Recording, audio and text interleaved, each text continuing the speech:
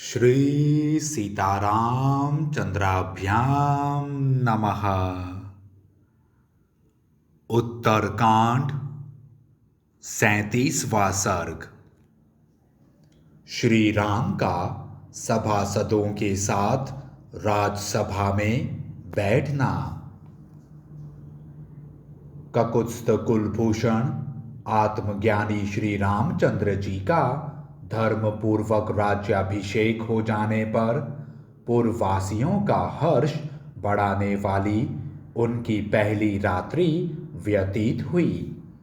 वह रात बीतने पर जब सवेरा हुआ तब प्रातः काल महाराज श्री राम को जगाने वाले सौम्य वंदीजन राजमहल में उपस्थित हुए। उनके कंठ बड़े मधुर थे। वे संगीत की कला में किन्नरों के समान सुशिक्षित थे। उन्होंने बड़े हर्ष में भरकर यथावत रूप से वीर नरेश श्री रघुनाथ जी का स्तवन आरंभ किया। श्री कौशल्या जी का आनंद बढ़ाने वाले सौम्य स्वरूप वीर श्री रघुवीर, आप जागिए। महाराज, आपके सोए रहने पर तो सारा जगत ही सोया रहेगा। ब्राह्म मुहूर्त में उठकर धर्मानुष्ठान में नहीं लग सकेगा। आपका पराक्रम भगवान विष्णु के समान तथा रूप अश्विनी कुमारों के समान है। बुद्धि में आप बृहस्पति के तुल्य हैं और प्रजापालन में साक्षात प्रजापति के सदृश हैं। आपकी क्षमा पृथ्वी के समान और तेज भगवान भास्कर के समान है। वेग वायु के तुल्य और गंभीरता समुद्र के सदृश है। नरेश्वर, आप भगवान शंकर के समान युद्ध में अविचल हैं। आपकी सी सौम्यता चंद्रमा में ही पाई जाती है। आपके समान राजा न पहले थे और न भविष्य में होंगे। पुरुषोत्तम, आपको परास्त करना कठिन ही नहीं असंभव है। आप सदा धर्म में संलग्न रहते हुए प्रजा के हित साधन में तत्पर रहते हैं।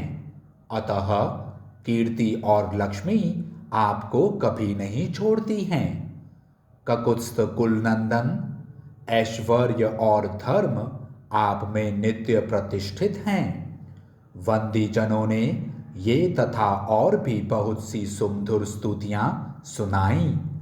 सूत भी दिव्य स्तुतियों द्वारा श्री रघुनाथ जी को जगाते रहे।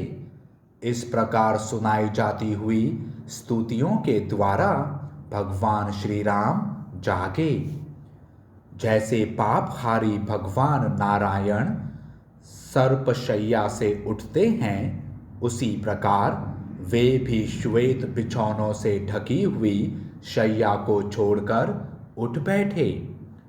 महाराज के शैया से उठते ही सहस्त्रों सेवक विनय पूर्वक हाथ जोड़ उज्ज्वल पात्रों में जल लिए उनकी सेवा में उपस्थित हुए। स्नान आदि करके शुद्ध हो उन्होंने समय पर अग्नि में आहुति दी और शीघ्र ही इक्ष्वाकु वंशियों द्वारा सेवित पवित्र देव मंदिर में वे पधारे। वहां देवताओं, पितरों और ब्राह्मणों का विधिवत पूजन करके वे अनेक कर्मचारियों के साथ बाहर की ड्योढ़ी में आए। इसी समय प्रज्वलित अग्नि के समान तेजस्वी वशिष्ठ आदि सभी महात्मा मंत्री और पुरोहित वहां उपस्थित हुए। तत्पश्चात अनेकानेक जनपदों के स्वामी महामनस्वी क्षत्रिय श्री रामचंद्र जी के पास उसी तरह आकर बैठे जैसे इंद्र के समीप देवता लोग आकर बैठा करते हैं। महायशस्वी भरत, लक्ष्मण और शत्रुघ्न, ये तीनों भाई बड़े हर्ष के साथ उसी तरह भगवान श्री राम की सेवा में उपस्थित रहते थे, जैसे तीनों वेद यज्ञ की। इसी समय मुदित नाम से प्रसिद्ध बहुत से सेवक भी, जिनके मुख पर प्रसन्नता खेलती रहती थी, हाथ जोड़े सभा भवन में आए और श्री रघुनाथ जी के पास बैठ गए। फिर महापराक्रमी, महातेजस्वी तथा इच्छानुसार रूप धारण करने वाले सुग्रीव आदि 20 वानर भगवान श्री राम के समीप आकर बैठे। अपने 4 राक्षस मंत्रियों से घिरे हुए विभीषण भी उसी प्रकार महात्मा श्री राम की सेवा में उपस्थित हुए, जैसे गुह्यक गण धनपति कुबेर की सेवा में उपस्थित होते हैं। जो लोग शास्त्र ज्ञान में बढ़े चढ़े और कुलीन थे, वे चतुर मनुष्य भी महाराज को मस्तक झुकाकर प्रणाम करके वहां बैठ गए।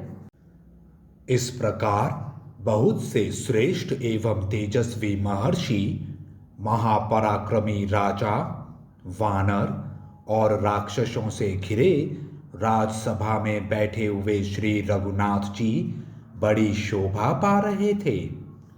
जैसे देवराज इंद्र सदा ऋषियों से सेवित होते हैं, उसी तरह महर्षि मंडली से घिरे हुए श्री रामचंद्र जी उस समय सहस्त्रलोचन इंद्र से भी अधिक शोभा पा रहे थे।